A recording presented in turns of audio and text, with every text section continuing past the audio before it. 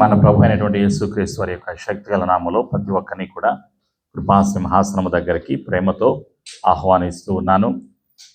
నేటి అంశము కలలు దర్శనములు. Today's topic from the throne of grace, dreams and visions. నేటి వాగ్దానము పరిశుద్ధాత్ముడు మన కొరకు సిద్ధపరిచినటువంటి వాగ్దానము. Promise from the throne of grace, Genesis chapter 15 verse 1. ఆది కాండము 15వ అధ్యాయము మొదటి వచనాన్ని వాగ్దానముగా పరిశుద్ధాత్ముడు అనుగ్రహిస్తూ ఉన్నాడు.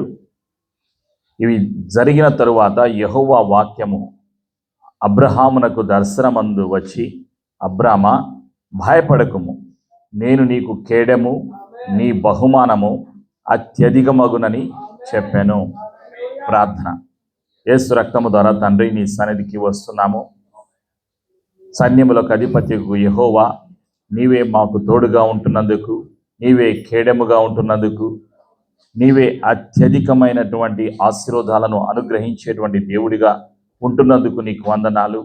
నిత్యము మా భయాలను, మా ఆందోళనలను, మా సమస్యలను తొలగించేటువంటి దేవుడవు యేసయ్యా నీకు వందనాలు. మా కొరకు మరణించి తిరిగి లేచిన దేవుడవు యేసయ్యా నీకు వందనాలు. నీ ప్రేమకై వందనాలు, నీ బలియాగమనకై వందనాలు. ఇంతవరకు తండ్రి ప్రేమను జ్ఞాపకం చేసుకోవటానికి, ఆరాధన చేయటానికి, యేసు ప్రభు శక్తిగల నామములో ప్రార్థన విన్నపములు సమర్పించడానికి సహాయము దయచేసినందుకు కృతజ్ఞతలు తెలియచేస్తున్నాం. ఈరోజు నీవు మా కొరకు సిద్ధపరిచినటువంటి పరిశుద్ధమైనటువంటి వాక్యమును వినటానికి, వినగలిగేటువంటి చెవులను, గ్రహించేటువంటి హృదయమును, వాక్యమునకు లోబడేటువంటి జీవితాన్ని పరిశుద్ధాత్ముడ మాకు అనుగ్రహిస్తున్నందుకు నీకు వందనాలు. సత్యములోకి, జీవములోకి నడిపిస్తున్నందుకు నీకు వందనాలు. ప్రతి అనుమానమును, ప్రతి చీకటి అధికారాన్ని యేసు ప్రభు నామములో ఈ స్థలం నుండి మా జీవితాల నుండి పారదోలబడి బంధిస్తున్నాము. యేసు రక్తములో మా జీవితాలను ముద్రిస్తూ యేసు ప్రభుని ఒప్పుకొనొచ్చు. నేటి వాక్యపు ఆశీర్వాదము కొరకు, అభిషేకము కొరకు యేసు ప్రభు నామములో సిద్ధపడుచున్నాము తండ్రి. ఆమేన్.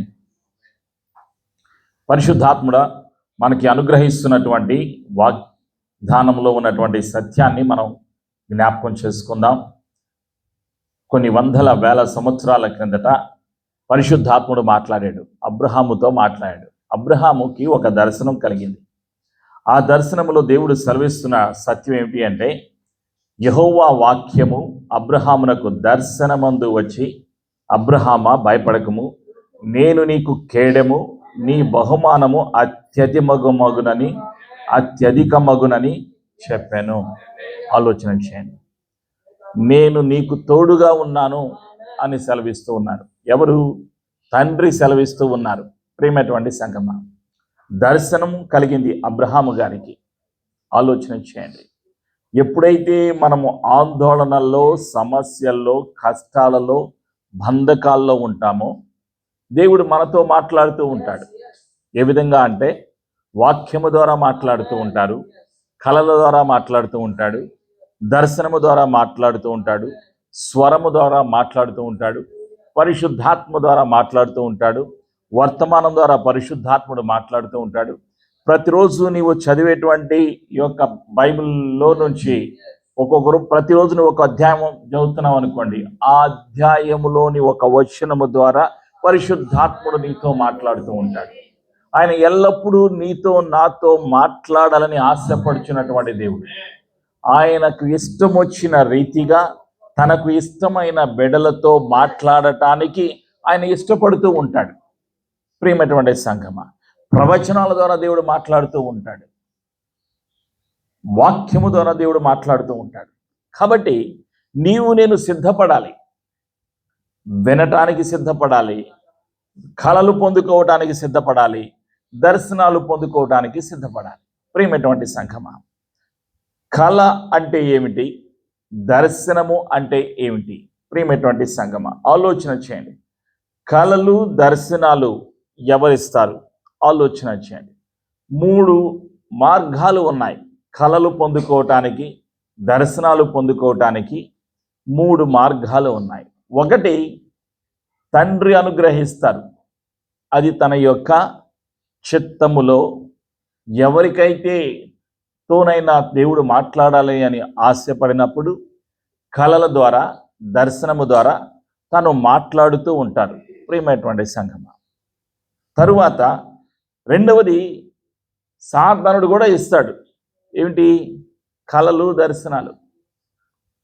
మూడవది మనిషి యొక్క ఆలోచనలు బట్టి ఈ యొక్క కళలు, దర్శనాలు వస్తూ ఉంటాయి. అసలు కళ ఎప్పుడు వస్తుంది అంటే నిద్రపోయేటప్పుడు వచ్చేది కళ. మెలకుగా ఉన్నప్పుడు కళ కాదు, మెలకుగా ఉన్నప్పుడు వచ్చేది కనిపిస్తూ ఉంటుంది ఒక దృశ్యం. ఇది దర్శనం. కళలు ఎప్పుడు రాత్రి వేళ లేదా పగటి వేళ నిద్రలో ఉన్నప్పుడే వస్తాయి, కానీ దర్శనాలు మెలకుగా ఉన్నప్పుడు వస్తాయి. ఆలోచన చేయండి. దేవుడిచ్చేటువంటి కళలు, దేవుడిచ్చేటువంటి దర్శనాల్లో ఏం కలుగుతుంది అంటే సమాధానము కలుగుతుంది, ధైర్యము కలుగుతుంది, విశ్వాసము కలుగుతుంది, ఆదరణ కలుగుతుంది, బలపరచబడతాం, బలంగా ఉంటాం. ఎలాంటి సమస్యల్లో ఉన్నప్పటికీ అబ్రహాము నిస్సహాయ స్థితిలో ఉన్నాడు. ఎందుకంటే దేవుడు వాగ్దానాలు అనుగ్రహించాడు. అనేక వాగ్దానాలు ఉన్నాయి. తనకి పిల్లలు లేనటువంటి సమయంలో 99 సంవత్సరాలు అయిపోయింది ప్రియమైనటువంటి సంగమా. అలాంటి సమయంలో నాకు పరిస్థితి ఏమిటి అనేటువంటి దిగులుతో, ఆందోళనతో ఉన్నాడు. అలాంటప్పుడు దేవుడు మాట్లాడుతూ ఉన్నాడు, నిత్యము తనతో మాట్లాడుతూ ఉన్నాడు. అయితే ఇప్పుడేం జరిగింది? 15వ అధ్యాయం ఆదికాండంలో 1వ వచనంలో దర్శనము కలిగింది అబ్రహాం గారికి. అతనిలో ఉన్న ఆందోళనను తీసివేస్తూ ఉన్నాడు తండ్రి. అబ్రహామా, భయపడవద్దు అంటున్నాడు. నేను నీకు కేడెముగా ఉన్నాను, నీతో ఉన్నాను, నీ యొక్క బహుమానం అత్యధికమగును అంటున్నాడు. ఆలోచన చేయండి. ఇంకా పిల్లలు కలగలేదు.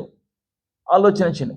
అలాంటి సమయంలో దిగులుతో, ఆందోళనతో ఉన్నటువంటి అబ్రహామును తండ్రి బలపరిచాడు, దర్శనాన్ని అనుగ్రహించాడు. ఈ దర్శనాలు ప్రియమైనటువంటి సంఘమ, కళలు, దేవుడు అనుగ్రహించేటువంటి కళల ద్వారా, దర్శనాల ద్వారా ధైర్యం వస్తుంది, ఆశీర్వాదం వస్తుంది, అభిషేకం కలుగుతుంది. దేవుడు అనుగ్రహించేటువంటి కళలు, దర్శనాల ద్వారా మనకి ఆశీర్వాదం కలుగుతుంది. ఈ యొక్క దర్శనాలు, కళలు ఏంటి అంటే ప్రవచనాలు. భవిష్యత్తులో దేవుడు చెయ్యబోయేటువంటి సత్యాలను, ప్రవచనాలను కళల ద్వారా, దర్శనాల ద్వారా దేవుడు తెలియచేస్తూ ఉంటాడు ప్రియమైనటువంటి సంఘమా. మరి కొన్నిసార్లు హెచ్చరిక కూడా ఇస్తూ ఉంటాడు. ఈ కళల ద్వారా, దర్శనం ద్వారా హెచ్చరికను దేవుడు కలుగు చేస్తూ ఉంటాడు. దేవుని యొక్క ప్రణాళికను బయలుపరుస్తూ ఉంటాడు ఈ యొక్క కళలు, దర్శనాల ద్వారా, దేవుడిచ్చేటువంటి ఈ యొక్క కళలు, దర్శనాల ద్వారా. అయితే మరొకటి జ్ఞాపకం చేసుకుందాం. సాతానుడు కూడా ఇస్తాడు కళలు. సాతానుడు ఇచ్చేటువంటి కళలు ఏమిటి అంటే ఆలోచన చేయండి. భయం కలుగుతుంది, ఆందోళన కలుగుతుంది, యాక్సిడెంట్లు ఇస్తూ ఉంటాడు. కళల్లో యాక్సిడెంట్లు కనిపిస్తూ ఉంటాయి, పాములు కనిపిస్తూ ఉంటాయి, కళల్లో చచ్చిపోయిన వాళ్ళు కనిపిస్తూ ఉంటారు, మాట్లాడుతూ ఉంటారు. ఆలోచన చేయండి. సహజంగా చనిపోయినటువంటి వాళ్ళు మన కళల్లోకి రాకూడదు. వాళ్ళు ప్రభుని నమ్ముకుని చనిపోతే చక్కగా దేవుని సన్నిధికి వెళ్ళిపోతారు. నమ్మకుండా చనిపోయారనుకోండి, వాళ్ళ కొరకు సిద్ధపరిచినటువంటి సమయంలో వాళ్ళు అక్కడ ఉంటారు. శరీరాలు మట్టిలో కలిసిపోతాయి. వారి ఆత్మలు రెండవ రాకడ వరకు, ప్రభు అయిన రెండవ రాకడ వచ్చేంత వరకు అవి వేరుగా ఉంటాయి, వేరుపరచబడినవిగా ఉంటాయి ప్రేమటువంటి సంఘమ. అంత్య తీర్పు అయిన తర్వాత పాపులందరినీ కూడా నిత్య నరకాగ్నిలోకి తండ్రి పంపించేస్తారు. అప్పుడు వాళ్ళు, పాపులందరూ కూడా నిత్య నరకాగ్నిలోకి వెళ్ళిపోతారు.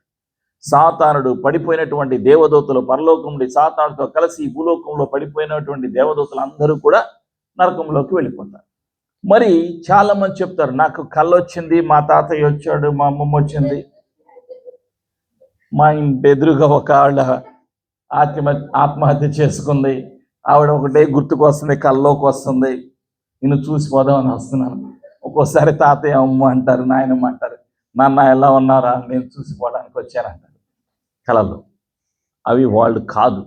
వాళ్ళు ఏమంటారంటే భ్రమపరచు ఆత్మ. They are called familiar spirits.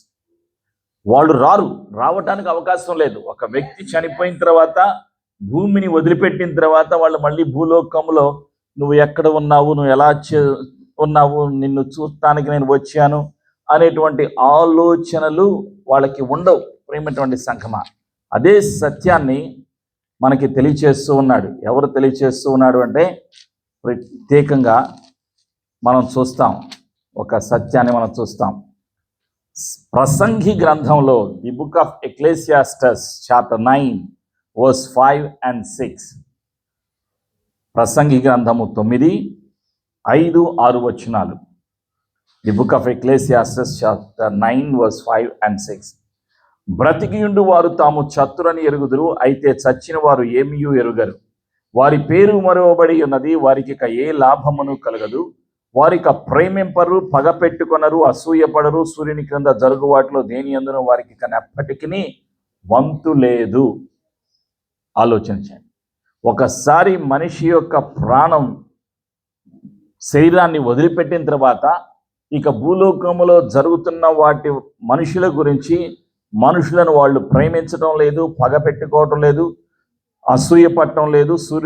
సూర్యుని క్రింద జరుగు వాటిలో దేని యందును వారికి ఇక ఎప్పటికీ వంతు లేదు, సంబంధము లేదు. The book of Ecclesiastes chapter 9 verse 5 and 6. ప్రేమటువంటి సంగమా, కాబట్టి ఈరోజు నీవు నేను జ్ఞాపకం చేసుకోవాల్సింది ఏమిటి అంటే, సత్యమును జ్ఞాపకం చేసుకోవాలి. సత్య స్వరూపి అయినటువంటి, ఆత్మల కాపరి అయినటువంటి ప్రభు అయినటువంటి యేసు క్రీస్తు వారిని మనం జ్ఞాపకం చేసుకోవాలి. ప్రేమటువంటి సంగమా, మనం రావాలి, యేసయ్య సన్నిధికి రావాలి. వచ్చి మనము అడిగినప్పుడు ఆయనలో ఉన్నటువంటి చిత్తాన్ని మనకి తెలియచేస్తూ ఉంటాడు. వాక్యము ద్వారా, కళల ద్వారా, దర్శనము ద్వారా తండ్రి మనకి తెలియచేస్తూ ఉంటాడు. అబ్రహాము తర్వాత ప్రేమటువంటి సంగమా, యాకోబు గారికి ఒక కళ వచ్చింది. ఆది కాండంలో 28వ అధ్యాయంలో 12వ వచనం నుండి 21వ వచనం వరకు మనం చదివినప్పుడు అక్కడ రాయబడినటువంటి సత్యం ఏంటంటే, యాకోబు గారు చక్కగా పండుకుని నిద్రపోతూ ఉన్నాడు, మంచి నిద్రలో ఉన్నాడు. ఆయన నిద్రపోతూ ఉన్నప్పుడు ఆయనకు ఒక కళ వచ్చింది. ఆయన కళలో ఏం కనిపించిందంటే, ఒక నిచ్చెన కనిపించింది. ఈ సా ల్యాడర్ ఇన్ హిస్ డ్రీమ్. ఆయన కళలో ఒక నిచ్చెన కనిపించింది. ఆ నిచ్చెనలో ఏమిటంటే, దేవదూతలు దిగుతున్నారు, ఎక్కుతున్నారు. చూశాడు, ఏమిటి దేవదూతలు ఎక్కుతున్నారు, దిగుతున్నారు అంటే, ప్రియమైనటువంటి సంగమా, నిబంధనను తండ్రి బయలుపరుస్తూ ఉన్నాడు. ఎవరికి? యాకోబు గారికి తెలియచేస్తూ ఉన్నాడు. అబ్రహాముకు నేను నిబంధన చేసి ఉన్నాను, నీవు ధైర్యంగా ఉండు అని యాకోబుతో దేవుడు సెలవిస్తూ ఉన్నాడు ఆ కళ ద్వారా. తర్వాత తను ఇక మేలుకున్నాడు. సరే, ప్రయాణమయ్యాడు, వెళ్ళిపోతూ ఉన్నాడు. వాళ్ళ అన్నయ్యకి భయపడి వెళ్ళిపోతూ ఉన్నాడు, పారిపోతూ ఉన్నాడు. ప్రేమటువంటి సంగమా, పారిపోతూ ఉన్న తర్వాత తను వాళ్ళ యొక్క మామయ్య లాభాను గారి దగ్గరికి వెళ్ళాడు. అక్కడికి వెళ్ళిన తర్వాత లాభాను యొక్క మామయ్య యొక్క గొర్రెలను కాస్తూ ఉన్నాడు. చక్కగా ఆస్తి పెరిగింది. ఆస్తి పెరిగిపోయిన తర్వాత బాగా వేల ఒంటెలు, గారెలు వస్తున్నాయి, గొర్రెలు, ఇవన్నీ. ఆలోచించండి, చెప్పాను కదా, కాలంలో ఏంటంటే మన ఆలోచన అంతా దేని మీద అయితే ఉంటుందో అవే మనకి జ్ఞాపకం వస్తూ ఉంటాయి. ఒక్కోసారి మనం నిద్రపోయామనుకోండి, దేని గురించి అయితే ఆలోచన చేస్తూ నిద్రపోయామని అవే వస్తాయి కళ్ళలోకి. ఇప్పుడు చెప్పాను కదా, గారెలు కనిపిస్తున్నాయి. అలాగే మనకి కళల్లో కూడా ఏమనిపిస్తాయి, ఇవన్నీ కూడా కనిపిస్తాయి. మంచి భోజనం, ఇవన్నీ కూడా కనిపిస్తూ ఉంటాయి. ఇక్కడ ఎవరికి? యాకోబు గారికి చక్కగా ఒక నిచ్చెన కనిపించింది. ఆ నిచ్చెనలో దేవదూతలు ఎక్కుతూ దిగుతూ ఉన్నారు. అది ఒక నిబంధనకు గుర్తుగా ఉన్నది. తరువాత ఆ యొక్క నిద్ర నుంచి మేలుకున్నాడు. తర్వాత లాభాను గారిని కలిశాడు. తన యొక్క లాభాను గారి ఇంటిలో చక్కగా ఈ యొక్క గొర్రెలను, ఒంటెలను మేపుతూ ఉన్నాడు. చక్కగా సమృద్ధిని పొందుకున్నాడు. ఆ తర్వాత తనకి ఒక కళ వచ్చింది. ఏమిటి అంటే ఆ కలలో దేవుడు సెలవిస్తూ ఉన్నాడు. ఏమని సెలవిస్తున్నాడంటే, యాకోబు నీవు తిరిగి వెళ్ళు అని సెలవిస్తున్నాడు. ఎక్కడికి? ఎక్కడి నుంచి అయితే నీవు వచ్చావో ఆ ప్రాంతానికి నువ్వు తిరిగి వెళ్ళు అంటున్నాడు. Genesis chapter 31 versus 10 to 13. ఆది కాండము 31వ అధ్యాయంలో 10 నుంచి 13 వచనాల్లో రాయబడి ఉంది, నీ ఇంటికి నీవు తిరిగి వెళ్ళు అని దేవుడు సెలవిస్తూ ఉన్నాడు. ఎవరితోటి? యాకోబు గారితోటి. అప్పుడు ఆయన తిరిగి వెళ్ళిపోయాడు. ప్రియమైనటువంటి సంగమా, ఆ తర్వాత మరొక కళను చూస్తాం. ఏమిటి ఆ కళ అంటే, యాకోబు గారికి 12 మంది పిల్లలు, అందులో చిన్నవాడు యోసేపు. యోసేపు చిన్నవాడుగా ఉన్నప్పుడు యాకోబు చిన్నవాడు కదా అని తను ఎక్కువగా ప్రేమించి రంగురంగుల అంగీను కుట్టించి ఇస్తాడు. అయితే యోసేపు చిన్నవాడు, తన అన్నయ్యలందరికీ కూడా యోసేపు మీద కోపము, పగ, ద్వేషము కలుగుతుంది యోసేపు మీద. తర్వాత యోసేపుకు ఒక కళ వస్తుంది. ఆ కళ అంతా కూడా ఆది కాండము 37వ అధ్యాయంలో మనం చూస్తాం. ఇక్కడ ఏం చూస్తున్నాడు అంటే, ఈ యొక్క కళలో యోసేపు గారు, ప్రియమైనటువంటి సంగమ, ఆయన యోసేపు ఒక కళ, ఆది కాండము 37:5 వచనం చదువుతున్నాను. Genesis chapter 37 verse 5. యోసేపు ఒక కళ కని తన సహోదరులతో అది తెలియచెప్పగా వారు అతని మీద మరి పగపట్టిరి.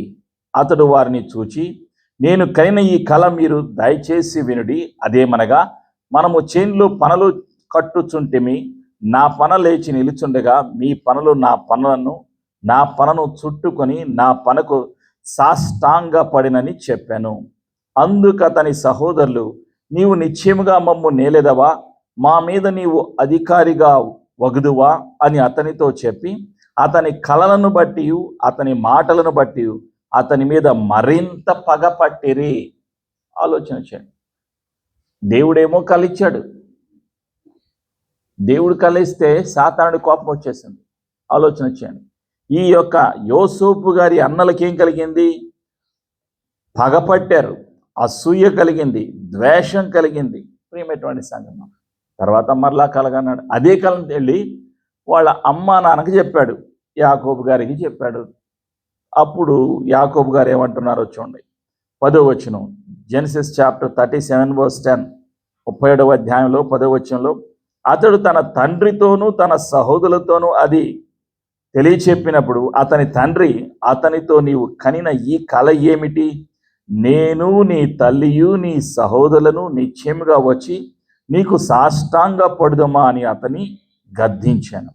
అతని సహోదరులు అతని యందు అసూయపడి, అయితే అతని తండ్రి ఆ మాట జ్ఞాపకముంచుకొనెను. ఆలోచించండి. యాకోబు గారు ఆ కళ గ్రహించలేకపోయాడు. యోసేపుకు ఈ కళ తండ్రి ఇచ్చారు అన్న సత్యాన్ని గుర్తించలేకపోయాడు. ఆ గ్రహింపు, ఆ గుర్తింపు, ఆ నడిపింపు యాకోబు గారిలో లేదు. ఆ సమయంలో ఆయన ఏమంటున్నాడు? మేమంతా కలిసి నీకు సాష్టాంగ నమస్కారం చేస్తామని గద్దించాడు. ఎవరిని? యోసేపుని. ప్రియమైనటువంటి సంఘమ, సరే అది అయిపోయింది, సమయం అయిపోయింది. తర్వాత వాళ్ళ అన్నలు తన మీద కోపంతో తన్ని ఐగుప్తు దేశం నుంచి వస్తున్నటువంటి వర్తకులకు అమ్మేస్తారు యోసేపు గారిని. ఆ వర్తకుల్లో పోతీఫరు దగ్గర తను పనిచేస్తూ ఉంటాడు. అక్కడి నుంచి తన చెరసాల్లో పడతాడు. చెరసాల్లో చెయ్యనటువంటి నేరానికి చెరసాల్లో పడతాడు. తన చుట్టుపక్కల ఖైదీలు ఉంటారు, వాళ్ళు కూడా కళలు కంటారు. అప్పుడు వాళ్ళ కళల్లో వాళ్ళు వెళ్ళి చెప్తారు, యోసేపు గారికి చెప్తారు, మేము ఇలా కళ వచ్చినట్టు చెప్తారు. అప్పుడు యోసేపు గారు ఏమంటారంటే, మీకు వచ్చిన కళ ఏమిటంటే మీకు త్వరలో విడుదల కలుగుతుంది అని చెప్తారు. అప్పుడు వాళ్ళు చక్కగా విడుదలైపోతారు. తిరిగి వాళ్ళు వెళ్ళిపోతారు. యోసేపు గారు ఆ జైల్లో ఉన్నప్పుడు ఏమో చెప్తారంటే, చెరసాల్లో ఉన్నప్పుడు, మీరు బయటకు వెళ్ళిన తర్వాత నన్ను ఒకసారి జ్ఞాపకం చేసుకోండి అని చెప్తారు. కానీ వాళ్ళు విడుదలైపోయిన తర్వాత వెళ్ళిపోతారు, వాళ్ళ ఇంటికి వెళ్ళిపోతారు, గృహాలకు వెళ్ళిపోతారు, వాళ్ళ పనిలో వాళ్ళు నిండిపోతుంటారు.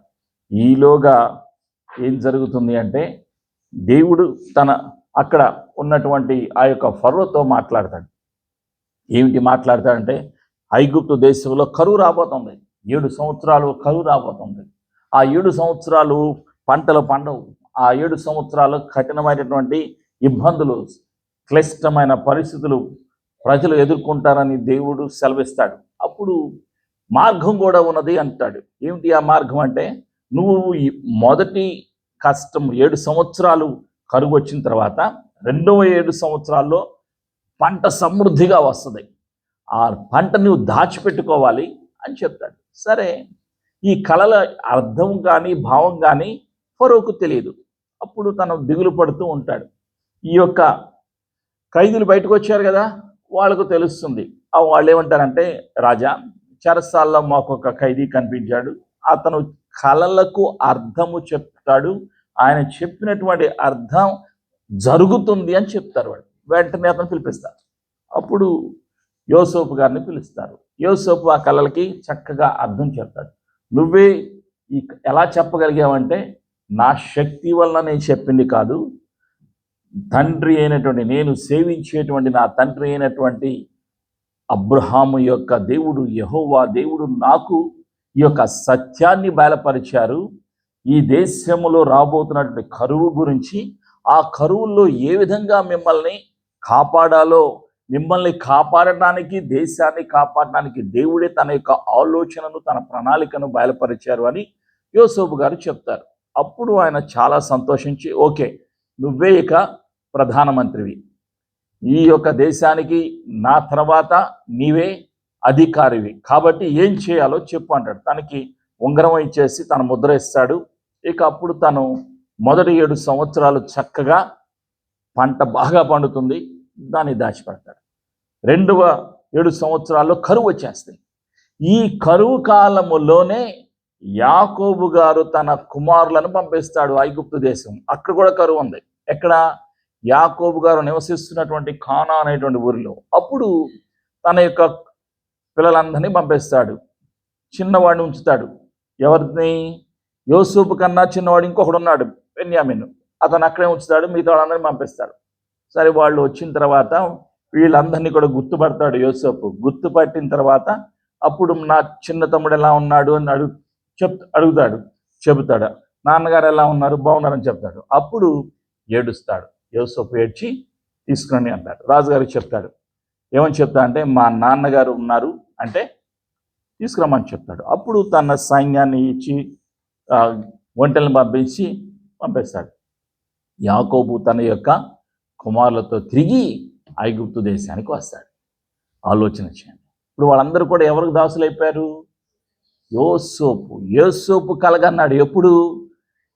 అనేక సంవత్సరాల కిందట చిన్న వయసులో ఉన్నప్పుడే కలగన్నాడు. ఆలోచన చేయండి. ఏమిటి ఆ కళ అంటే, యోసేపు ఒక కళ కని తన సహోదరులతో అది తెలియచెప్పగా వారు అతని మీద పగపట్టిరి. ఆదికాండం 37వ అధ్యాయంలో మనం చూస్తున్నాం. ఆయన కళలో ఎవరు కనిపించారు? సహోదరులందరూ కూడా తనకి సాష్టాంగ నమస్కారం చేస్తారు. తల్లిదండ్రులు కూడా సాష్టాంగ నమస్కారం చేస్తారు. ఎవరూ నమ్మలేదు. కానీ ఆ కళలోని భావం ఏమిటి అంటే, అది ప్రవచనం నెరవేరింది. యోసేపు జీవితంలో నెరవేరింది, యాకోబు జీవితంలో నెరవేరింది, యాకోబు యొక్క పిల్లలందరి యొక్క జీవితాల్లో ఆ కళ నెరవేరింది. ప్రియమైనటువంటి సంగమా, ఈ విధంగా దేవుడిచ్చేటువంటి కళలు జరుగుతాయి, నెరవేరుతాయి. ఆయన సమయంలో అవన్నీ కూడా నెరవేరుతూ ఉంటాయి. అబ్రహాము జీవితంలో దర్శనము నెరవేరింది, యాకోబు జీవితములో దర్శనము కళ నెరవేరింది, యోసేపు జీవితములో కళ నెరవేరింది. ప్రియమైనటువంటి సంఘమా, ఆ తర్వాత దావీదు గారికి కూడా దేవుడు మాట్లాడారు, తన యొక్క స్వరాన్ని వినిపించాడు. ప్రవక్తలతో దేవుడు తన యొక్క స్వరాన్ని వినిపించాడు. రాజులతోటి, ప్రవక్తలతోటి, యాజకులతోటి పాత నిబంధన గ్రంథంలో దేవుడు మాట్లాడుతూ ఉండేవాడు. తన స్వరాన్ని వినిపిస్తూ ఉండేవాడు. కళల ద్వారా, దర్శనాల ద్వారా దేవుడు వినిపిస్తూ ఉండేవాడు. ఆ విధంగా మాట్లాడుతూ ఉన్నాడు. ప్రియమైనటువంటి సంగమా, సొలొమోను రాజు గారు, దావీదు కుమారుడైనటువంటి సొలొమోను రాజు గారికి ఒక కళ వచ్చింది. ఆ కళలో తను ఏం చేశాడంటే, తను కోరుకుంటున్నాడు. ఏమని కోరుకుంటున్నాడు? ఒక విన్నపాన్ని కోరుకున్నాడు సొలొమోను మహారాజు గారు. ఆ విన్నపం ఏంటి అంటే, రాజుల మొదటి గ్రంథములో మనం చూస్తాం. దేవుడితో మాట్లాడుతూ ఉన్నాడు. దేవుడు వచ్చి మాట్లాడుతూ ఉన్నాడు. ప్రియమైనటువంటి సంగమా, దేవుడు నీకు ప్రత్యక్షమై నీతో మాట్లాడాడు అనుకోండి, ఆలోచన చేయండి, నువ్వేం కోరుకుంటావు? సొలొమోను ఏం కోరుకున్నాడో ఆ సత్యాన్ని మనం ఇక్కడ చూద్దాం. రాజుల మొదటి గ్రంథములో 3వ అధ్యాయంలో మనం చూస్తాం. ఇక్కడ మనం చూస్తున్నటువంటి సత్యం ఏమిటి అంటే, first book of Kings chapter 3 versus 9 to 13. ఇక్కడ సొలొమోను రాజు గారు ఒక కోరుకున్నాడు. ఆలోచన చేయండి, దేవుడు కనిపించి మాట్లాడుతూ ఉన్నాడు. రాజుల మొదటి గ్రంథం 3వ అధ్యాయం 9వ వచనం చదువుతున్నాను. ఇంత గొప్పదైన నీ జనమునకు న్యాయము తీర్చగలవాడు ఎవడు? కాబట్టి నేను మంచి చెడ్డలు వివేచించి నీ జనులకు న్యాయము తీర్చునట్లు నీ దాసుడనైన నాకు వివేకము గల హృదయము దయచేయము. సొలొమోను చేసిన ఈ మనవి ప్రభువునకు అనుకూలమాయను గనుక దేవుడు అతనికి ఇలాగూ సెలవిచ్చెను, దీర్ఘాయువునైనను ఐశ్వర్యమునైనను నీ శత్రువుల ప్రాణమునైనను అడుగక న్యాయములను గ్రహించుటకు వివేకము అనుగ్రహించువని నీవు అడిగితివి.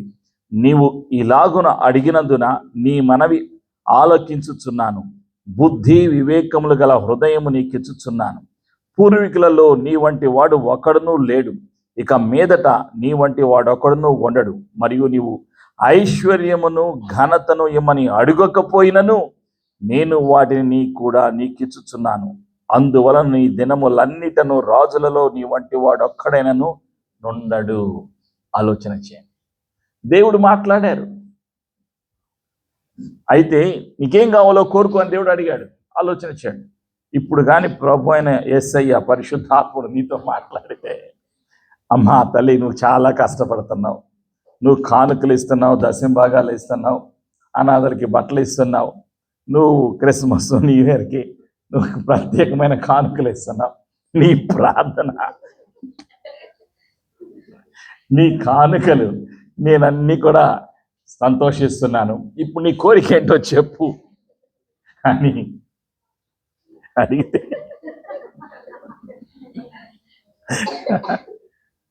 ఆలోచన చేయండి, ఏంటి నీ సమాధానం? ఫస్ట్, అయ్యా నాకు ఒకే ఇల్లు ఉంది, ఇంకొక ఇల్లు కట్టుకోవాలి, కొడుకు కూతురు పెళ్లి చేయాలి, మనవాళ్ళని ఇక్కడ తీసుకురావాలి, అంతేనా? ఆలోచన చేయండి. లేదా వాళ్ళకి మంచి ఉద్యోగం కావాలి, మంచి వివాహం కాకపోతే పలానా వాళ్ళు నాకైతే కావాలి, కాస్త కట్నం ఎక్కువ వచ్చేవాళ్ళని చూడు. ఇలా సహజంగా ఈ లోకపరమైనటువంటి కోరికలు చాలా ఉంటాయి. కానీ ఇక్కడ సొలొమోను కోరుకున్నాడు. ఏం కోరుకున్నాడు? బుద్ధి వివేకము గల మనస్సు నాకు కావాలి అనుకుంటున్నాడు. అప్పుడు తండ్రి అంటున్నాడు, నువ్వు ఆయుష్ను అడగలేదు, ఐశ్వర్యాన్ని అడగలేదు, నీ శత్రువుల ప్రాణమునైనను అడుగక న్యాయములను గ్రహించుటకు వివేకమును అనుగ్రహించమని నీవు అడిగితివి. నీవు ఇలాగున అడిగినందున నీ మనవి ఆలకించుచున్నాను. బుద్ధి వివేకము గల హృదయము నీకిచ్చుచున్నాను. ఆలోచన చేయాలి. నీవు అడగాలి. ఏం అడగాలంటే, నీ చిత్తాన్ని తెలుసుకోవటానికి నాకు ఆలోచన ఇవ్వు. బుద్ధివాక్యము, జ్ఞానవాక్యము, ప్రవచన వాక్యము, ప్రవచనము నీ యొక్క వరము నాకు ఇవ్వు. విశ్వాసం అనే వరము ఇవ్వు. నీ సన్నిధిని నేను చూడాలి, నీ మహిమను చూడాలి, నీ ఆలోచనతో నేను నడిపించబడాలి. కాబట్టి నాకు నీ ఆలోచన, నీ బుద్ధి, నీ జ్ఞానము నాకు దయచేయి అని నీవు అడగాలి. అడిగితే అప్పుడు ఆయన అన్నీ కూడా ఇస్తాడు. ప్రియమైనటువంటి సంగమా, మత్తయి సువార్త 6వ అధ్యాయం 33లో ఏమని రాయబడి ఉందంటే, Matthew chapter 6 verse 33, seek ye first the kingdom of God and everything shall be added unto you. మొదట ఆయన రాజ్యమును నీతిని వెతకుడి, అప్పుడు అవన్నీ అనుగ్రహింపబడును. ఆలోచన చేయండి. సొలొమోను అడిగాడు, బుద్ధి జ్ఞానాన్ని అడిగాడు, అవి తండ్రి అనుగ్రహించారు. అంతేకాకుండా నీవు ఐశ్వర్యమును ఘనతను ఇమ్మని అడగకపోయినను నేను వాటిని కూడా నీకు ఇచ్చుచున్నాను. అందువల్ల నీ దినములన్నిటిను రాజులో నీ వంటి వాడు ఒక్కడైనను నుండడు అని దేవుడు మాట ఇచ్చి ఆశీర్వదించారు. ప్రేమైనటువంటి సంగమా, ఈ విధంగా సొలొమోను జీవితంలో అద్భుతం జరిగింది, ఆశీర్వాదం కలిగింది. ప్రియమైనటువంటి సంగమా, అయితే ఆ తర్వాత మనం ప్రవక్త అయినటువంటి దానియేలు గ్రంథములో మనం చూస్తాం. దానియేలు గారికి కలలు వచ్చాయి. దానియేలు గ్రంథములో 4వ అధ్యాయంలో మనం చూస్తాం. ఏం చూస్తామంటే కలలను చూస్తాం. 4వ అధ్యాయం 24-25 వచనాలు మనం చదువుదాం. The book of Daniel. అక్కడ మనం చూస్తాం. ఎవరిని చూస్తామంటే దానియేలు గారిని చూస్తాం. దానియేలు గారికి కలిగినటువంటి కలలో ఒక సత్యాన్ని మనం జ్ఞాపకం చేసుకున్నాం. దానియేలు గ్రంథంలో 4వ అధ్యాయంలో 24-25 వచనాల్లో. The book of Daniel chapter 4 versus 24 and 25. రాజా, ఈ దర్శన భావమేదనగా, సర్వోన్నతులకు దేవుడు రాజగు నా ఏలినవాని గూర్చి చేసిన తీర్మానమేదనగా, తమ యొద్ద నుండకుండా మనుషులను నిన్ను తరుముదురు. నీవు అడవి జంతువుల మధ్య నీ వాసము చేయుచు పశువలే గడ్డి తినెదవు. ఆకాశపు మంచు నీ మీద పడి నిన్ను తడుపును. సర్వోన్నతులకు దేవుడు మానవుల రాజ్యంపైన అధికారి అయి ఉన్నాడనియు, తానెవనికి దాని అనుగ్రహింపనిశ్చయించునో వానికి అనుగ్రహించుననియు నీవు తెలుసుకొని వరకు 7 కాలములు నీకిలాగు జరుగును. ఆలోచన చేయండి ప్రియమైనటువంటి సంగమా. నెబుకద్నెజరుకు ఒక కల వచ్చింది.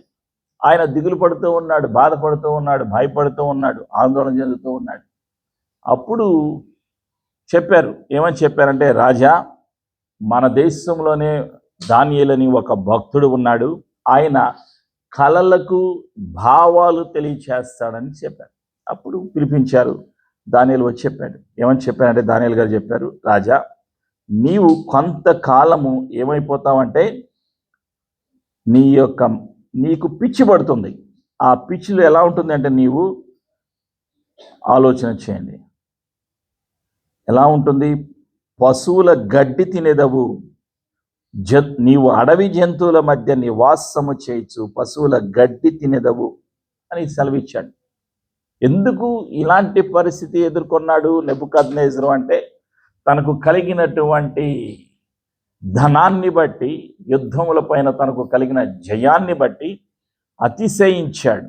తన అతిశయము అణగదొక్కటానికి దేవుడు కలలు ఇచ్చాడు.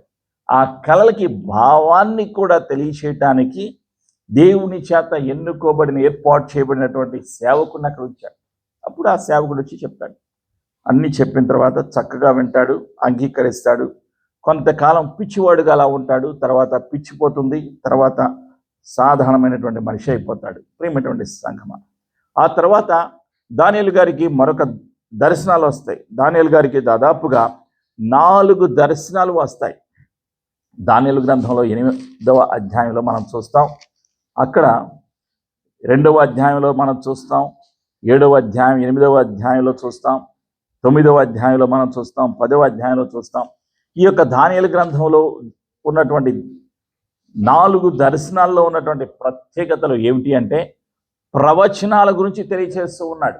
ఏమిటి ఆ ప్రవచనాలు అంటే, ప్రియమైనటువంటి సంఘము, సార్వత్రిక సంఘము ఎత్తబడిన తర్వాత భూలోకములో 7 సంవత్సరాలు వచ్చేటువంటి ఆ యొక్క శ్రమల గురించి 9వ అధ్యాయంలో దానియేలు గ్రంథములో రాయబడి ఉంది. 26 తర్వాత 27 వచనాల్లో రాయబడి ఉంది. ప్రత్యేకంగా 27వ వచనం చదువుతున్నాను. దానియేలు గ్రంథము 9:27 వచనం. అతడు 1 వారము వరకు అనేకులకు నిబంధనను స్థిరపరచును, అర్ధవారమునకు బలిని నైవేద్యమును నిలిపివేయును, హేయమైనది నిలుచు వరకు నాశనము చేయువాడు వచ్చును, నాశనము చేయువానికి రావాలని నిర్ణయించిన నాశనము ముగించు వరకు ఇలాగు జరుగును. 7 రోజులు. ఏమిటి అంటే ఆ 3.5 రోజులు అంటే, మొదటి 3.5 రోజులు, తర్వాత 3.5 రోజులు, మొదటి 3.5 రోజులు శ్రమలు, ఆ తర్వాత 3.5 రోజులు మహాశ్రమలు వస్తాయి. ఎప్పుడు? సార్వత్రిక సంఘము ఎత్తబడిన తర్వాత. ప్రియమైనటువంటి సంఘం, ఇవి జరగబోయేటువంటి విషయాలు. ఎప్పుడు జరుగుతాయి? సంఘము ఎత్తబడిన తర్వాత. ఆ సత్యాన్ని దానియేలు గారికి దేవుడు అనుగ్రహించారు. ప్రియమైనటువంటి సంఘం, అప్పుడు దానియేలు గారు 21 రోజు ఉపవాస ప్రార్థనలు చేయడం మనం చూస్తాం. దానియేలు గ్రంథం 10వ అధ్యాయంలో 2-3 వచనాల్లో దానియేలు గారు చక్కగా 21 రోజు ఉపవాస ప్రార్థనలో ఉండి ప్రార్థన చేస్తూ ఉన్నప్పుడు మరలా దేవుని యొక్క స్వరాన్ని వింటాడు. అప్పుడు దేవుడు సెలవిస్తూ ఉంటాడు. దానియేలు గ్రంథంలో 10వ అధ్యాయంలో 11వ వచనంలో, దానియేలు, the book of Daniel chapter 10:11, దానియేలు, నీవు బహుప్రియుడవు గనుక నేను నీ యొద్దకు పంపబడితిని. నీవు లేచి నిలువబడి నేను నీతో చెప్పు మాటలు తెలిసి కొనుమనెను. అతడు ఇలాగు నాతో చెప్పగా నేను వణకుచూ నిలువబడితిని. అప్పుడు అతడు, దానియేలు, భయపడకము, నీవు తెలిసి కొనవలెనని నీ మనస్సుకు అప్పగించి దేవుని ఎదుట నిన్ను తగ్గించుకున్న ఆ మొదటి దినము మొదలుకొని నీవు చెప్పిన మాటలు వినబడినవి గనుక నీ మాటలను బట్టి నేను వచ్చి తిని. ఆమేన్. దానియేలు గారి దగ్గరికి వచ్చారు. ఎవరు? దేవదూత వచ్చాడు. వచ్చి సెలవిస్తూ ఉన్నాడు. ప్రియమైనటువంటి సంగమా, ఇది ఈ విధంగా జరగబోయేటువంటి విషయాలను దేవుడు తెలియచేశాడు. ఎవరికి? దానియేలు గారికి. భవిష్యత్తులో జరగబోయేటువంటి విషయాల గురించి దేవుడు తెలియచేశాడు. ప్రియమైనటువంటి సంగమా, అయితే క్రొత్త నిబంధనలో కూడా మనం చూస్తాం, కలలు వచ్చాయి, దర్శనాలు వచ్చాయి. ఎవరికి క్రొత్త నిబంధనలో కలలు దర్శనాలు వచ్చాయంటే, మొదటిగా మనం చూస్తాం మత్తయి సువార్త 2వ అధ్యాయంలో 12వ వచనంలో మనం చూస్తాం. క్రొత్త నిబంధన గ్రంథంలో మత్తయి సువార్తలో 2వ అధ్యాయంలో 12వ వచనంలో చూస్తాం. ఎవరిని చూస్తామంటే, జ్ఞానులు, తూర్పు దేశపు జ్ఞానులు ఆ నక్షత్రమును వెతుక్కుంటూ వెళ్ళి ప్రభు అయిన యేసుక్రీస్తు వారు ఉన్నటువంటి ఆ యొక్క స్థలానికి వెళ్ళి ఆ పశువుల పాకలో, ఆ యొక్క పశువుల తొట్టెలో ఉన్నటువంటి యొక్క బాలుడైన యేసయ్యను ఆరాధన చేస్తూ ఉంటారు. ఆరాధన అయిపోయిన తర్వాత జరిగినటువంటి సంఘటన ఏమిటి అంటే, మత్తయి సువార్త 2వ అధ్యాయంలో 12వ వచనంలో మనం చూస్తాం. ఏమిటి అంటే, తర్వాత హేరోదు నొద్దకు వెళ్ళవద్దవని స్వప్నమందు దేవుని చేత బోధింపబడిన వారై వారు మరి ఒక మార్గమున తమ దేశమునకు తిరిగి వెళ్ళిరి. ఆలోచన చేయండి. నీవు ఎక్కడికి వెళ్ళాలి? హేరోదు దగ్గరకు వెళ్ళవద్దు. మీరు మీ ముగ్గురు వేరే మార్గం నుంచి వెళ్ళిపోండి అని సెలవిచ్చారు. ఎవరు సెలవిచ్చారు? స్వప్నములో దేవుడు సెలవిచ్చాడు. ప్రియమైనటువంటి సంగమా, ఈ యొక్క తూర్పు దేశపు జ్ఞానులకు మార్గాన్ని చూపింది. వాళ్ళు ఎక్కడికి వెళ్ళాలో ఎక్కడికి వెళ్ళకూడదో కూడా తండ్రి తెలియచేశారు. ప్రియమైనటువంటి సంగమా, ఆ యొక్క మత్తయి సువార్తలో 1వ అధ్యాయంలో 20వ వచనంలో దేవదూత వస్తారు. ఎవరి దగ్గరికి వస్తారు? ప్రియమైనటువంటి సంగమా, 1వ అధ్యాయంలో చూడండి, 1వ అధ్యాయంలో 20వ వచనంలో మనం చూస్తాం. మాథ్యూ చాప్టర్ 1:20, అతడు ఈ సంగతులను గూర్చి ఆలోచించుకొనుచుండగా ఇదిగో ప్రభువు దూత స్వప్నమందు అతనికి ప్రత్యక్షమై, దావీదు కుమారుడైన యోసేపు, నీ భార్య అయిన మరియను చేర్చుకొనుటకు భయపడకము, ఆమె గర్భము ధరించినది పరిశుద్ధాత్మ వలన కలిగినది, ఆమె యొక్క కుమారుని కనును, తన ప్రజలకు వారి పాపముల నుండి ఆయనే రక్షించును గనుక ఆయనకు యేసు అను పేరు పెట్టుదు అనెను. ఆమేన్. యోసేపు గారు కలగన్నారు. ఏమిటి ఆ కలలో ఉన్నటువంటి సమాచారం? ఏమిటి అంటే, నాయన, మరియను నీవు అంగీకరించు, ఈ భార్యగా నీవు అంగీకరించు. ఆవిడ గర్భం అయినది మనిషి వలన కాదు, పరిశుద్ధాత్మ ద్వారా ఆవిడ గర్భాన్ని ధరించింది. కాబట్టి ఆవిడని అంగీకరించు, నీ భార్యగాని తెలియచేస్తాడు. ప్రియమైనటువంటి సంఘమా, గాబ్రియేలు దేవతతో వచ్చి మాట్లాడతాడు. ఆ యొక్క స్వరాన్ని విన్నాడు, స్వప్నంలో కలలో విన్నాడు. ఇంకా వెంటనే అంగీకరిస్తాడు. అంగీకరించిన తర్వాత చక్కగా ప్రభువైన యేసుక్రీస్తు వారు జన్మిస్తారు.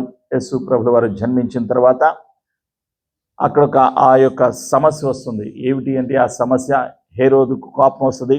ఆ యొక్క జ్ఞానులు తన దగ్గరికి రాలేదు, వాళ్ళు వెళ్ళిపోయారు. అప్పుడు 2 సంవత్సరాల లోపల ఉన్న పిల్లలందరినీ కూడా సంహరించడానికి తన యొక్క సైన్యాన్ని, సిపాయిలను పంపిస్తాడు. అప్పుడు మరలా యోసేపు గారికి దేవుడు మాట్లాడతాడు. ఏమని మాట్లాడుతూ ఉన్నారంటే, దేవుడు సెలవిస్తున్నాడు.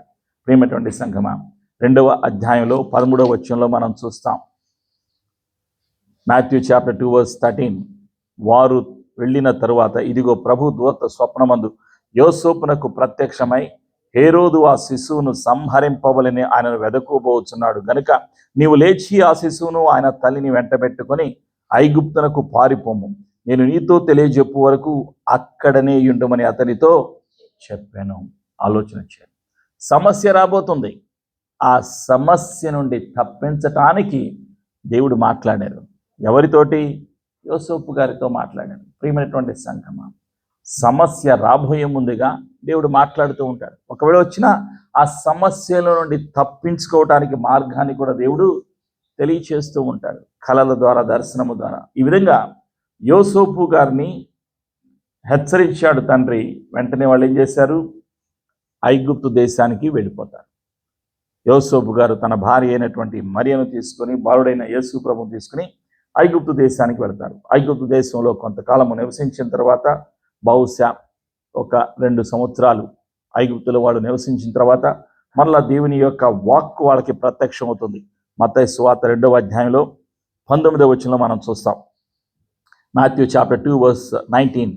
హేరోదు చనిపోయిన తర్వాత ఇదిగో ప్రభువు దూత స్వప్నములో యోసేపునకు స్వప్నమందు ప్రత్యక్షమై, నీవు లేచి శిశువును తల్లిని తోడుకొని ఇజ్రాయేలు దేశమునకు వెళ్ళుము, శిశువు ప్రాణము తీయచూచుచుండిన వారు చనిపోయిరని చెప్పాను. అప్పుడు అతడు లేచి శిశువును తల్లిని తోడుకొని ఇజ్రాయేలు దేశమునకు వచ్చెను.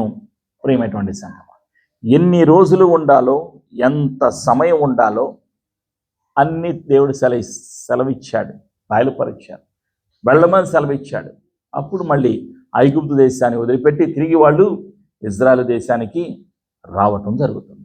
ఆ విధంగా బాలుడై ఉన్నటువంటి యేసు ప్రభువుని సాతానుడు సంహరించాలి, హతము చెయ్యాలి అని ప్రణాళిక వేసినా కూడా సాతాను యొక్క ప్రణాళిక నెరవేరలేదు. తండ్రి చిత్తమే నెరవేరింది, తండ్రి ప్రణాళిక నెరవేరింది. దేవుడు కళల ద్వారా, దర్శనము ద్వారా ఏం చేస్తాడు? భవిష్యత్తులో జరగబోయేటువంటి విషయాలను సమస్య నుండి తప్పిస్తూ, కాపాడుతూ, బయలుపరుస్తూ ఉంటాడు. ప్రియమైనటువంటి సంగమా, ప్రభువైన యేసుక్రీస్తు వారు 33.5 సంవత్సరాల భూలోకంలో నివసించి, మానవులందరి కొరకు సిలువలో మరణించి, సమాధి చేయబడి తిరిగి లేచిన సజీవుడు ఆయన దేవుని యొక్క కుమారుడు. ప్రియమైనటువంటి సంగమా, అయితే ప్రభు అయినటువంటి యేసుక్రీస్తు వారిని సిలువ మరణాన్ని పొందబోయే ముందుగా పిలాతు దగ్గరికి తీర్పు తీర్చడానికి తీసుకుని వస్తారు. బంధించి, సంఖ్యల చేత బంధించి, తలపైన ముళ్ళ కిరీటం పెట్టి తీసుకుని వస్తారు. ఒక ఖైదీగా రోమా సైన్యం వాళ్ళు ప్రభువైన యేసుక్రీస్తు వారిని తీసుకుని వచ్చి అప్పుడు హేరోదు కాదు, పిలాతు, మత్తయి సువార్త 27వ అధ్యాయం 19వ వచనం, మత్తయి సువార్త 27:19 చూస్తాం. ఇక్కడ రాయబడిన ఒక సత్యం ఏంటి అంటే, ప్రియమైనటువంటి సంగమా, మత్తయి సువార్త 27:19 రాయబడినటువంటి సత్యం,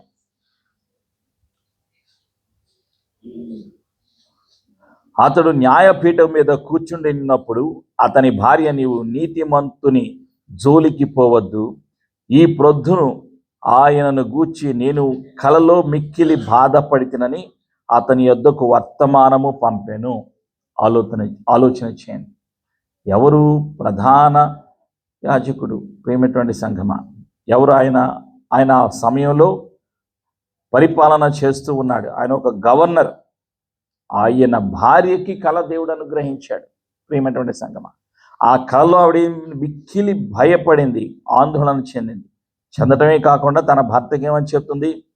బాధపడి తిని కాబట్టి నీవు ఆ నీతిమంతుని జోలికి పోవద్దు అని సెలవిచ్చాడు. ఆలోచించండి. అతని గురించి, ప్రభువైన యేసుక్రీస్తు వారి గురించి ఒక కళ ఆ యొక్క గవర్నర్, ఆ సమయంలో ఉన్నటువంటి యొక్క అధికారికి దేవుడు సెలవిచ్చాడు. అధికారి భార్యతో మాట్లాడాడు. ప్రియమైనటువంటి సంఘం, ఈ విధంగా మనం చూస్తాం. ఆ తర్వాత మనం చూసినప్పుడు క్రొత్త నిబంధన గ్రంథంలో పేతురు గారిని చూస్తాం. పేతురు గారికి ఒక కళ వస్తుంది. అపోస్తుల కార్యంలో 10వ అధ్యాయంలో ఒక కళ వస్తుంది. ఆ కళలో జరిగినటువంటి సంఘటన ఏమిటి అంటే, 10వ అధ్యాయం, అపోస్తుల కార్యంలో 10వ అధ్యాయంలో చూస్తాం. ఈ కళలో చక్కగా ఒక భోజనం ఉన్నటువంటి పాత్ర చూస్తాడు. అపోస్తుల కార్యంలో 10వ అధ్యాయంలో 9-10 వచనాలు. మరునాడు వారు, the book of acts chapter 10 verse 9 and 10, 10వ అధ్యాయం 9-10 వచనాలు. మరునాడు వారు ప్రయాణమైపోయి పట్టణంనకు సమీపించినప్పుడు పగలు ఇంచుమించు 12 గంటల పేతురు ప్రార్థన చేయుటకు మిద్దె మీదికెక్కెను. అతడు మిక్కిలి ఆకలిగొని భోజనం చేయగోరెను. ఇంటివారు సిద్ధము చేయుచుండగా అతడు పరవశుడై ఆకాశము తెరువబొటయు 4 చెంగులు పట్టి దింపబడిన పెద్ద దుప్పటి వంటి ఒక విధమైన పాత్ర భూమి మీదకి దిగి వచ్చుటయు చూచెను. అందులో భూమి యందుండు సకల విధములైన చతుష్పాద జంతువులను, పాకు పురుగులను, ఆకాశ పక్షులను ఉండెను. అప్పుడు పేతురు, నీవు లేచి చంపుకొని తినుమని ఒక శబ్దం అతనికి వినబడెను. అయితే పేతురు, వద్దు ప్రభువా, నిషిద్ధమైనది అపవిత్రమైనది ఏదైనాను నేను ఎన్నడూ తినలేదని చెప్పగా, దేవుడు పవిత్రము చేసిన వాటిని నీవు నిషిద్ధమైన వాటిగా ఎంచవద్దని మరలా 2వ మారు ఆ శబ్దము అతనికి వినబడెను. ఇలాగు 3 మారు జరిగెను. వెంటనే ఆ పాత్ర ఆకాశమునకెత్తబడెను. పేతురు తనకు కలిగిన దర్శనం ఏమైయుండును అని తనకు ఎటూ తోచకయుండగా, కొర్నేలి పంపిన మనుషులు సీమోను ఇల్లు ఏదని విచారించి తెలుసుకుని వాకిట నిలిచి ఇంటి వారిని పిలిచి, పేతురు అను మారుపేలు గల సీమోను ఇక్కడ దిగి ఉన్నాడా అని అడిగిరి. పేతురు ఆ దర్శనమును గూర్చి యోచించుచుండగా, ఆత్మ, ఇదిగో 3 మనుషులు నిన్ను వెదకుచున్నారు. నీవు లేచి క్రిందికి దిగి సందేహింపక వారితో కూడా వెళ్ళుము. నేను వారిని పంపి ఉన్నానని అతనితో చెప్పాను. పేతురు ఆ మనుషుల యొద్దకు దిగి వచ్చి, మేమేమి అడిగాను, మీరు వచ్చిన కారణమేమని అడిగాను. అందుకు వారు, నీతిమంతుడును దేవునికి భయపడువాడను యూదాజనులందరి వలన మంచి పేరు పొందిన వాడవునైన శతాధిపత్యకు కొర్నేలియగు ఒక మనుషుడున్నాడు. అతడు నిన్ను తన ఇంటికి నంపించి నీవు చెప్పు మాటలను వినవలని పరిశుద్ధ దూతల వలన బోధింపబడినని చెప్పేది. అప్పుడు అతడు వారిని లోపలికి పిలిచి ఆతిథ్యం ఇచ్చాను. ప్రియమైనటువంటి సంగమా, కొర్నేలు ఒక అధికారి, ఒక అన్యుడు. అయితే పేతురు అప్పటి వరకు ఈ యొక్క సువార్త కేవలం యూదులకే చెప్పాలి అనేటువంటి ఆలోచనతో ఉన్నాడు. కానీ ఎప్పుడైతే ఈ యొక్క దర్శనాన్ని పొందుకున్నాడో దాని అర్థం తెలియలేదు. కానీ దర్శనాన్ని దేవుడు అనుగ్రహించాడు, భావాన్ని తెలియచేశాడు, తను భవిష్యత్తులో చేయవలసినటువంటి కార్యాన్ని కూడా తెలియచేశాడు. కొర్నేలుని ఒక శతాధిపతి వస్తాడు, ఆయనకి నువ్వు వివరించి చెప్పు, ఏమని, సత్యము గురించి ప్రకటించు అని తెలియచేస్తాడు. అప్పుడు చక్కగా కొర్నేలుకి తనతో ఉన్నటువంటి కొర్నేలు వెంటనే ఏం చేస్తాడంటే తన దగ్గర ఉన్నటువంటి అధికారులందరినీ పిలుస్తాడు. వాళ్ళందరి కూర్చోబెట్టినప్పుడు పేతురు గారు వాళ్ళందరికీ కూడా చక్కగా వివరించి చెప్తారు. ఏమని చెప్తున్నారు అంటే, అపోస్తుల కార్యములు 10వ అధ్యాయంలో 35-36 వచనాలు చదువుతున్నాను. The book of acts chapter 10 versus 35 and 36. ప్రతి జనములోనూ ఆయనకు భయపడి నీతిగా నడుచుకుని వారిని ఆయన అంగీకరించును. యేసుక్రీస్తు అందరికీ ప్రభు. ఆయన ద్వారా దేవుడు సమాధానకరమైన సువార్తను ప్రకటించి ఇజ్రాయిళ్లకు పంపిన వర్తమానము మీరెరుగుదురు. యోహాను బాప్తిజము ప్రకటించిన తరువాత గలిలయ మొదలుకొని యూదయ ఎందంతటా సిద్ధమైన సంగతి మీకు తెలియను. అదేమనగా దేవుడు నజరేయుడైన యేసును పరిశుద్ధాత్మతోనూ శక్తితోనూ అభిషేకించినని అదే.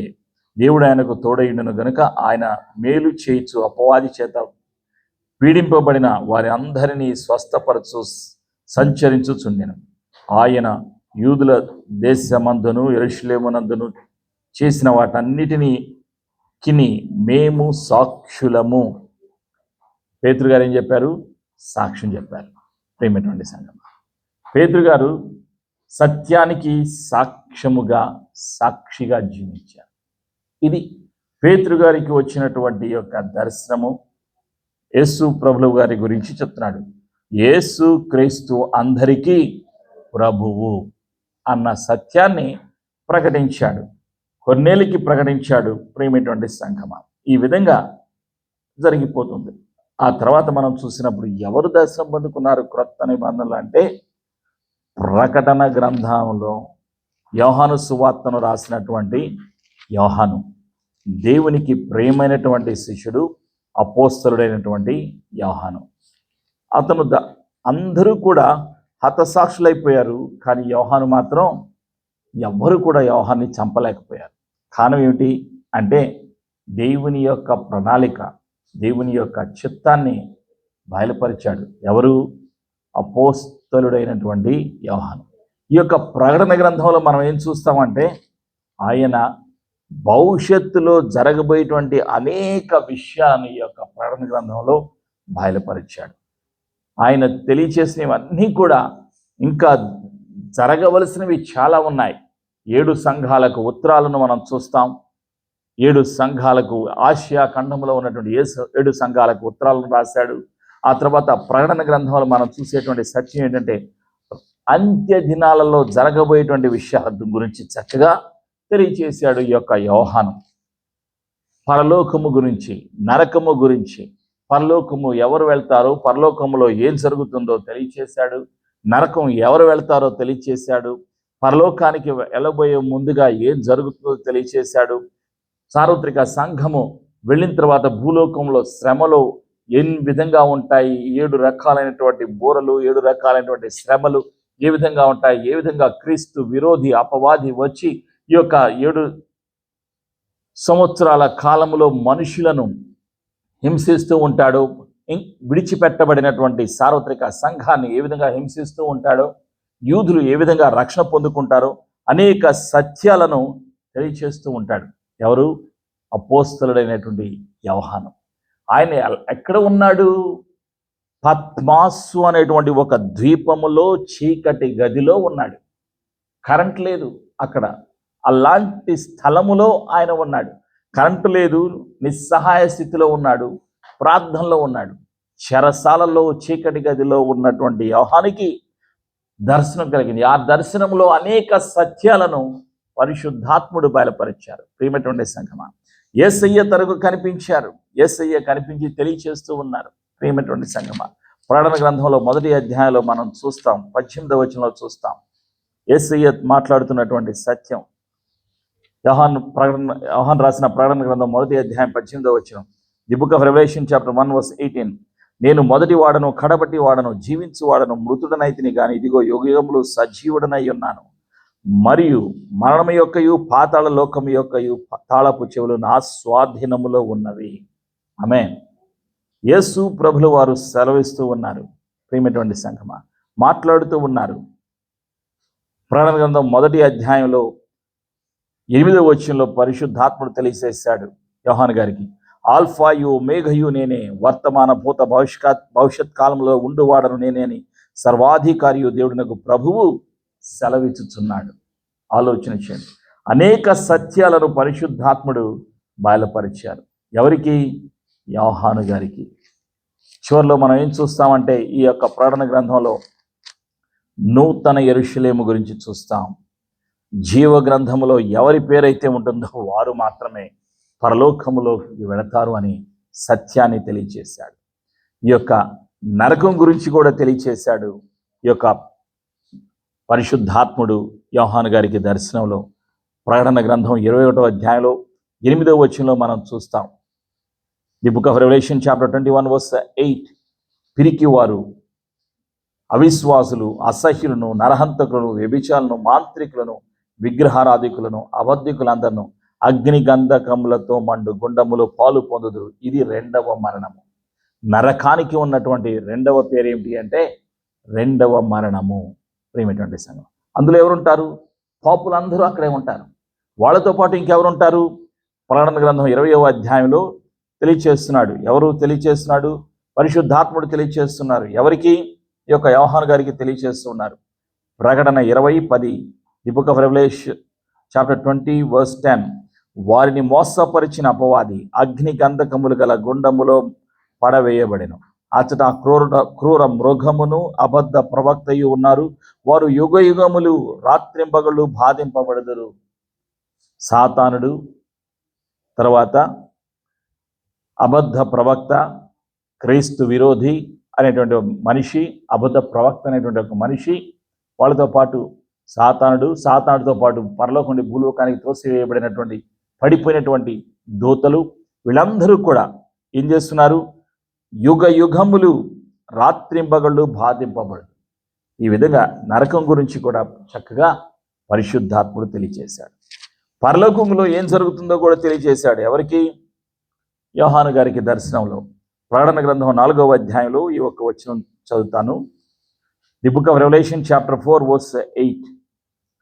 4:8.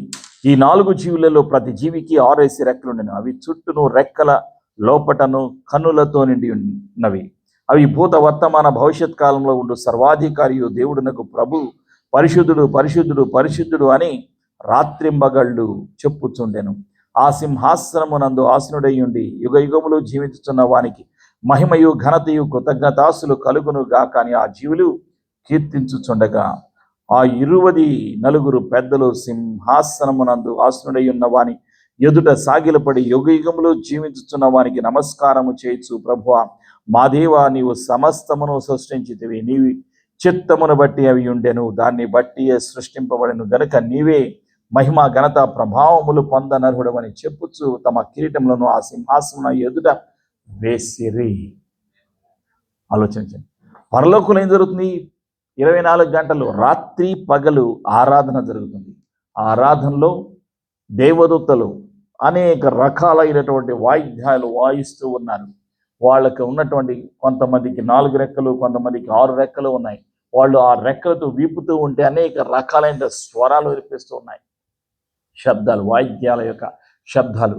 వాళ్ళ యొక్క గొంతులు విప్పి పాడుతున్నారు. కీర్తనల ద్వారా తండ్రిని స్తుతిస్తూ ఉన్నారు. పరలోకంలో మహిమలతో నిండబడి ఉన్నది. అక్కడ సూర్యుడు లేడు, అక్కడ చంద్రుడు లేడు, అక్కడ చీకటి లేదు, అక్కడ గాలి అవసరం లేదు. ప్రియమైనటువంటి సంఘం, అక్కడ సమస్యలు లేవు. అక్కడ నిరంతరం ఆరాధన జరుగుతుంది. అక్కడ పరిశుద్ధుల సమూహం అంతా కూడా అక్కడ ఉన్నారు. ఎవరి పేరైతే జీవ గ్రంథంలో రాయబడి ఉన్నదో వాళ్ళందరూ కూడా పరలోకంలో ఉన్నారు, ఆరాధన చేస్తూ ఉన్నారు. అక్కడికి నీవు నేను వెళ్ళాలి అన్నది తండ్రి యొక్క సంకల్పం, తండ్రి యొక్క ప్రణాళిక.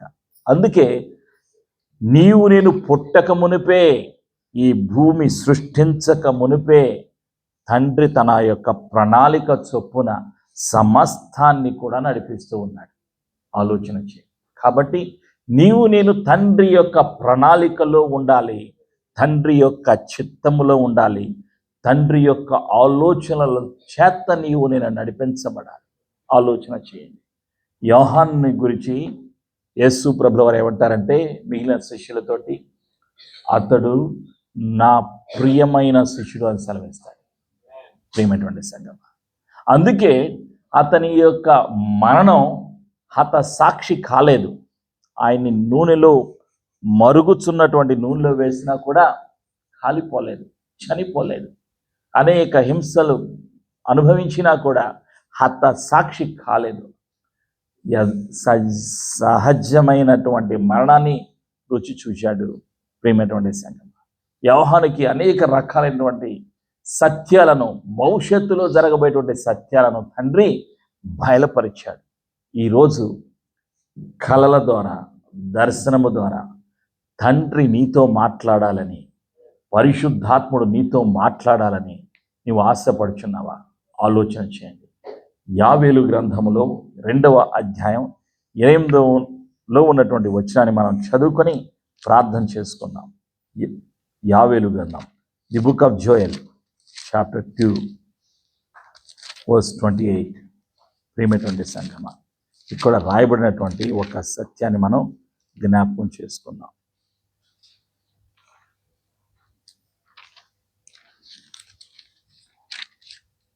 యావేలు గ్రంథములో 2వ అధ్యాయంలో రాయబడినటువంటి సత్యం.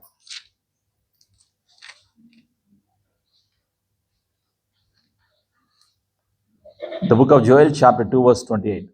తరువాత నేను సర్వజనుల మీద నా ఆత్మను కుమ్మరించును, మీ కుమారులను మీ కుమార్తెలను ప్రవచనములు చెప్పుదురు, మీ ముసలివారు కలలు కందురు, మీ యవ్వనులు దర్శనములు చూతురు. ఇది ఈ ప్రవచనం ఎప్పుడు తెలియచేయబడింది? ప్రవక్త అయినటువంటి యావేలు గారికి ప్రభువైన యేసుక్రీస్తు వారు పుట్టక మునుపు. యేసు ప్రభువులో వారు ఈ లోకానికి 2024 26 సంవత్సరాల కిందట వచ్చారు. యావేలు గారు అంతకుముందు చాలా సంవత్సరాల క్రిందట ఉన్నటువంటి వ్యక్తికి తండ్రి మాట్లాడారు, పరిశుద్ధాత్ముడు మాట్లాడారు. భవిష్యత్తులో సార్వత్రిక సంఘములో జరగబోయేటువంటి సత్యం, పరిశుద్ధాత్మ యొక్క కృపా వరాలు, కలలు దర్శనాలు పొందుకుంటారు అని తెలియచేశాడు. కాబట్టి ఇప్పుడు నీ ఆలోచన ఏమిటి? నీవు కలలు దర్శనాలు పొందాలని ఆశపడుచున్నావా? ఆలోచన చేయండి. యేసయ్య మనం విన్నటువంటి సత్యం మన జీవితాల్లో నెరవేర్చునుగాక. ఆమేన్. ప్రార్థన చేసుకుందాం. పరిశుద్ధాత్మదేవా, నీకు వందనాలయ్యా. కలలు దర్శనాల గురించి తెలియచేసినందుకు నీకు వందనాలు. నీవు మాట్లాడిన దేవుడవు, నిత్యము మాట్లాడేటువంటి దేవుడవు, నీకు వందనాలయ్యా. భవిష్యత్తులో జరగబోతున్నటువంటి విషయాలను నీవు నీ భక్తులకు, నీవు ఎన్నుకున్న ఏర్పాటు చేసినటువంటి ప్రవక్తలకు నీవు అనుగ్రహించావు. కలల ద్వారా మాట్లాడావు, దర్శనాల ద్వారా మాట్లాడారు. యోహాను నీ ప్రియ కుమారుడైనటువంటి, నీ యొక్క సేవ చేసినటువంటి నీ ప్రియమైనటువంటి శిష్యుడైన యోహాను ద్వారా నీవు మాట్లాడావు. నీకు వందనాలయ్యా. యేసు ప్రభువా, నీవు పలికిన ప్రతి మాటను బట్టి నీకు వందనాలు. పరిశుద్ధాత్ముడా, నీవు తెలియచేసిన సత్యాన్ని బట్టి నీకు వందనాలు.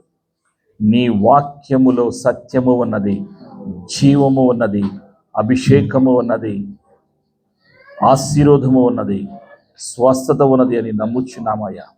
మేము కోరుకుంటున్నామయ్యా. మాకు కలలు కావాలి, దర్శనాలు కావాలి, యేసయ్యను చూడాలి.